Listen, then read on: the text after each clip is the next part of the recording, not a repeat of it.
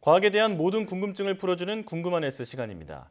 자산어보는 우리나라 어류를 과학적으로 분류한 첫 해양생물 백과사전으로 최근 국가과학유산으로 등록됐는데요. 해양생물의 체계적인 분류는 물론이고 잡는 법과 요리법, 효능까지 실용적인 정보가 담겨 있었다고 합니다. 자산어보의 모든 것, 지금 화면으로 함께 하시죠.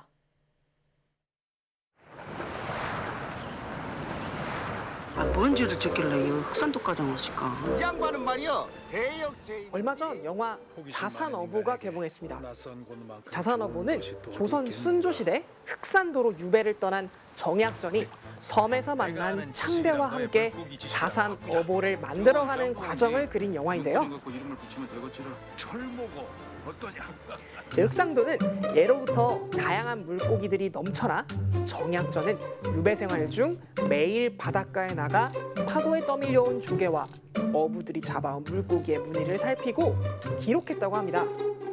오등어나 꽁치, 갈치 같은 물고기는 물론 개치렁이나 해삼, 말미잘, 고래에 이르기까지 약 220여 종의 해양생물의 생김새와 습성, 그리고 특징을 기록했는데요.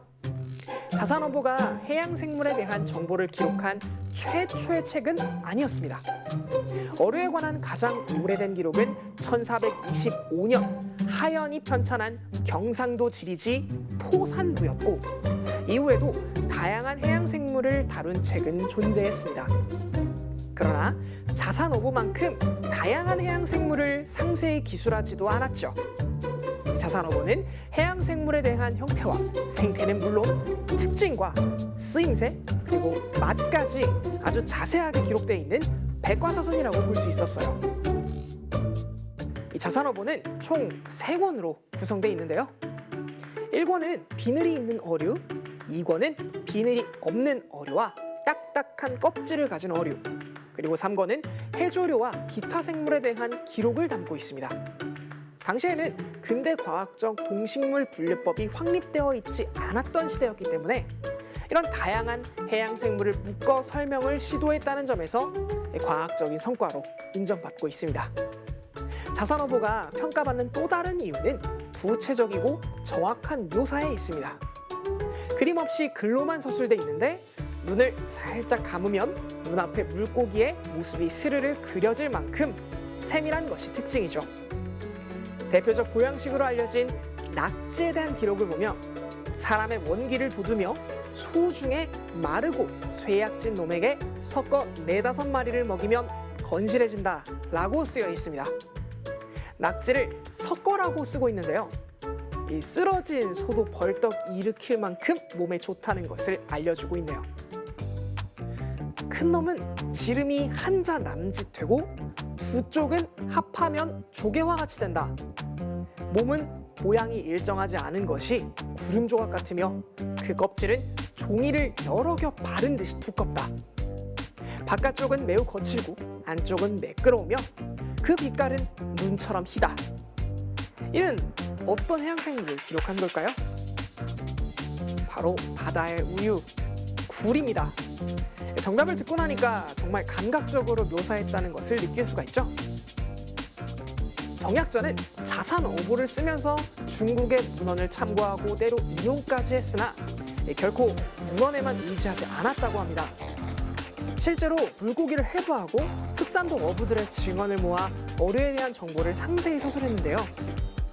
영남산 청어의 경우 척추뼈가 74마디인 반면 호남산은 53마디라고 기록했습니다.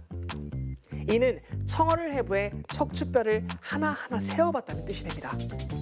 특히 청어뼈는 매우 가늘고 작아서 미세한 관찰이 아니면 정확히 세기 어려운 어종으로 알려져 있는데도 말이죠. 해양생물에 대한 다양한 정보 외에도 바다 생태계의 변화도 짚어볼 수 있는데요. 200년 전 흑산도의 바다에는 준치나 명태 등 한류성 어종들이 살았다고 합니다. 하지만 지금은 한류성 어종이 사라졌고 당멸치나 노랑촉수, 새돔 등 열대지방에 서식하는 물고기 16종이 새로 등장했는데요. 200년 전 볼 수 없었던 어종들이 흑산도 바다에 자리를 잡은 것은 이 수온 상승과 관련이 있습니다. 바다의 수온은 40여 년 동안 평균 1.18도가 올랐기 때문이죠. 우리나라가 연안과 근해의 수온을 관측하고 기록한 것은 1960년대부터였기 때문에 이 정약전이 자산어보를 집필한 200년 전 흑산도 바다의 수온은 알 수 없습니다.